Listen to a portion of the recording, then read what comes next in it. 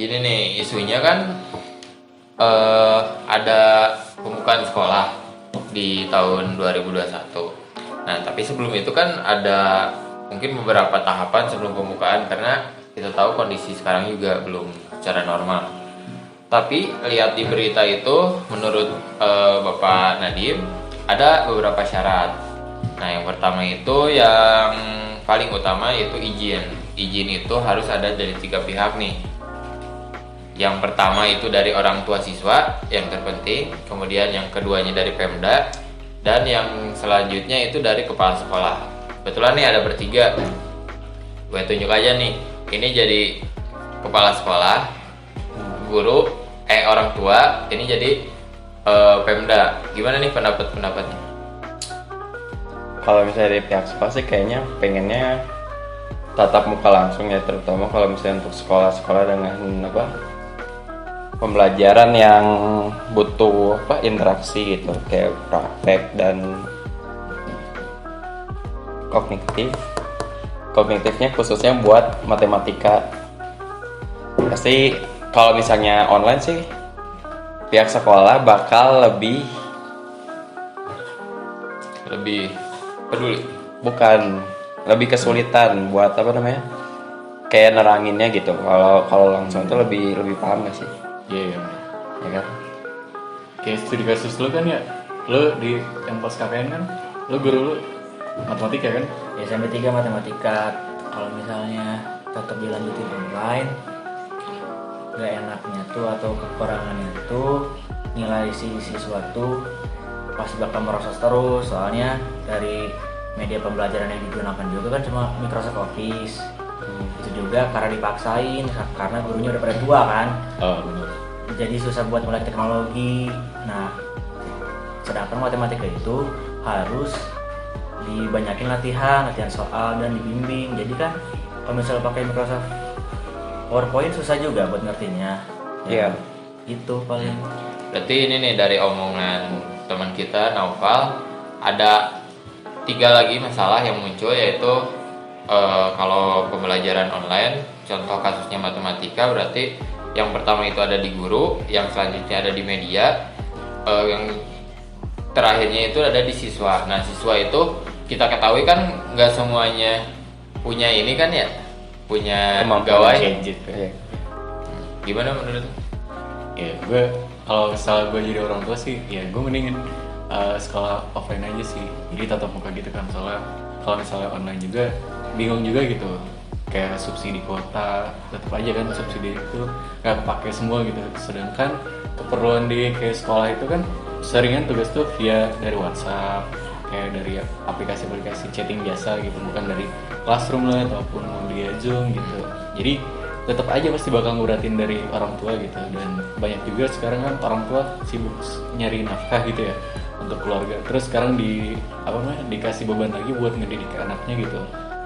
Ya, Dan nggak semua orang tua juga bisa misalkan paham matematika. Nah, itu Nggak ya. semuanya orang tua juga lulus dari sarjana, ada juga yang SMA, SMP, gitu. Iya benar. jadi ini kalau ngobrol gini masalahnya jadi kompleks ya. Cuman kita ketahui kan berkaca dari kasus COVID ini belum turun dan belum ada tanda buat turun. Nah, otomatis kita misalnya sebagai orang tua mau memberi izin anak buat ke sekolah yang otomatis itu berkumpul, apakah kita akan memberi izin dengan resiko yang demikian? Nah itu berat sih, gue gak bisa jawab sih. Tapi gimana ya? Kalau Itu misalnya pilihan dilematis gitu kan. iya. Kan di satu sisi orang tua juga nggak ngerti-ngerti banget sama pelajaran si anak. Terus yang kedua juga orang tua khawatir kok anak bakal bercengkerama dengan teman-temannya, terus berdekatan, bersenggolan. Pasti kan nggak menutup kemungkinan ada virus yang masuk. Iya, Itu ke bawah kalau misalnya virus. offline. Apalagi kalau misalnya kasusnya tuh anak-anak TK, SD ya. Duh, itu masih rawan banget sih. Soalnya gue kan masih kalau gue itu kakek gue tuh terkait dengan di tingkat TK. Dan itu tuh ya kebayang kan anak-anak TK mana mungkin bisa diatur duduk Susah sini, diatur. duduk sini Anak anak TK gitu. sama SD masih Konyol susah gitu, buat susah diatur. banget itu mah. Tuh, jadi ya bingung juga sebenarnya, tapi ya demi kebaikan sih alangkah lebih baik mungkin jika tetap offline aja kali ya. Ditunda dulu gitu ya, Iya, sampai online benar-benar apa namanya, pemerintah tuh bisa ngasih kepastian aman dan apa namanya, motif apa, kasus COVID-nya itu bisa udah mulai nurun gitu dan udah mulai terkontrol gitu. Tapi kan kasusnya naik terus tuh. Iya, untuk saat-saat ini kan malah tambah naik terus gitu. Jadi malah jadi tambah khawatir kalau buat kalian sekarang. Nah, mendengar itu kan berarti otomatis ketika sekolah dibuka harus dalam kondisi yang tahapan misalnya aman, kurva mulai menurun. Nah, dari Mendikbud sendiri di berita itu kita lihat di kompas.com itu Januari 2021 sekolah boleh dibuka atau tatap muka boleh dilaksanakan. Cuman tetap itu ada syarat-syaratnya. Nah, yang pertama itu tadi kan udah dibacakan izin orang tua. Nah, selanjutnya itu sekolah penuhi daftar periksa. Nah, mungkin buat isinya teman-teman ada yang mungkin sudah lebih paham. Coba. Oke, daftar periksa itu ketersediaan sarana sanitasi, kebersihan, terus akses fasilitas pelayanan kesehatan dekat sekolah, sama kesiapan menerapkan wajib masker, juga punya termogan sekolahnya, terus memiliki pemetaan warga satuan pendidikan yang memiliki komorbid dan tidak terkontrol. Jadi kalau misalnya ada yang pernah ke daerah zona merah kayaknya belum boleh masuk ke lingkungan pendidikan gitu kayaknya ya. Terus harus sudah dapat persetujuan komite sekolah atau perwakilan orang tua dan wali. Iya, tapi gimana ya? Sekolah-sekolah sekarang kan semuanya kasusnya ini semua kan zona merah semua kan? Iya. Apalagi kota-kota besar kayak Jakarta, Iya, Bandung, Surabaya. Itu masih kategori merah. Dan sekarang aja malah yang lagi hype-hype juga kan kasus SMA Men 22.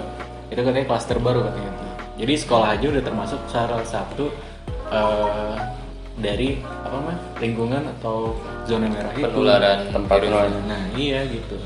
Jadi makanya kenapa ya kalau misalnya itu mungkin kalau misalnya itu di sekolah lain mungkin bisa ya, cuma khawatirnya kan akan ada Man 22 yang akan datang gitu. Nah Jadi, itu daripada iya berkaca aja dari itu dulu gitu. Tapi ini kan kalau sekolah online juga misalnya minimalnya setiap hari lah ya harus penyemprotan disinfektan, harus ada uang yang dikeluarkan oleh sekolah. Tapi nah itu tuh apa sekolah mampu dan pemerintah mampu buat ngeluarin biaya untuk minimalnya ngeluarin uang buat disinfektan. Dan yang setahu saya juga penyemprotan kayak gitu kan nggak murah dan harus banyak pekerjaannya yang dikerahkan gitu. Oke, berarti tadi kan poin yang pertama itu harus ada izin. Izinnya dari Pemda, kepala sekolah, orang tua. Nah, kita sendiri udah bertukar pikiran. Ternyata emang masih cukup sulit. Nah, yang keduanya itu ada beberapa persyaratan. Itu juga sempat kita diskusikan.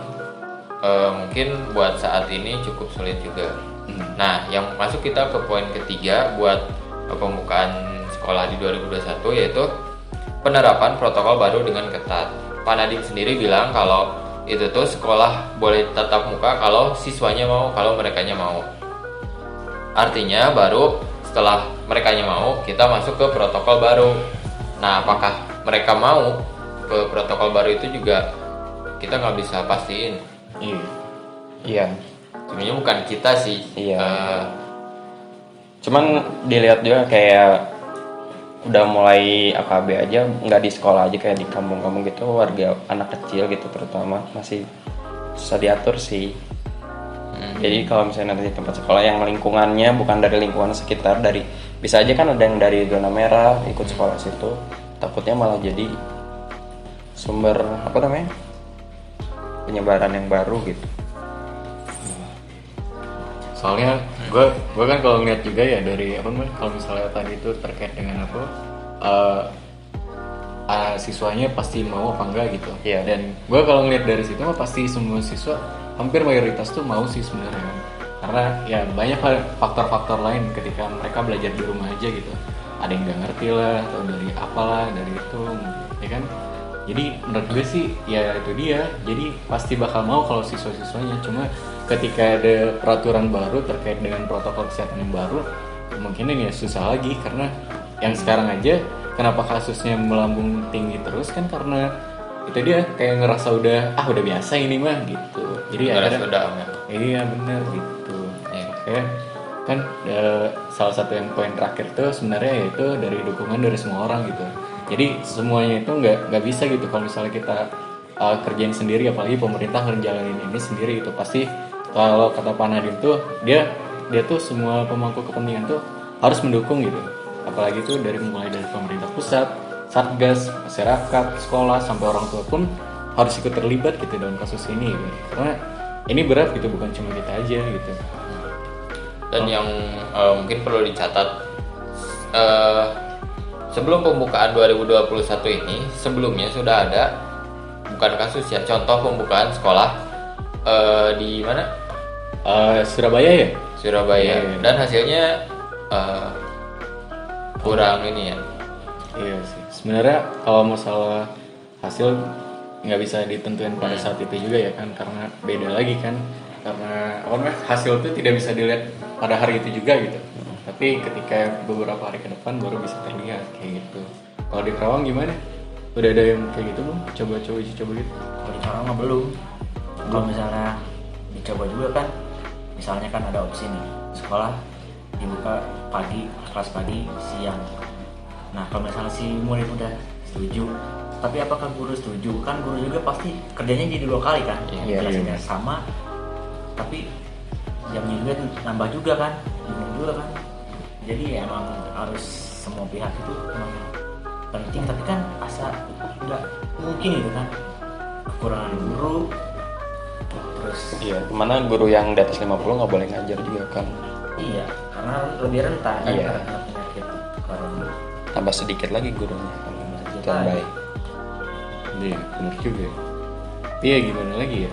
Berarti ketika ada aturan baru, terutama tentang protokol kesehatan, otomatis ada kendala atau masalah baru yang muncul. Benar-benar. Iya.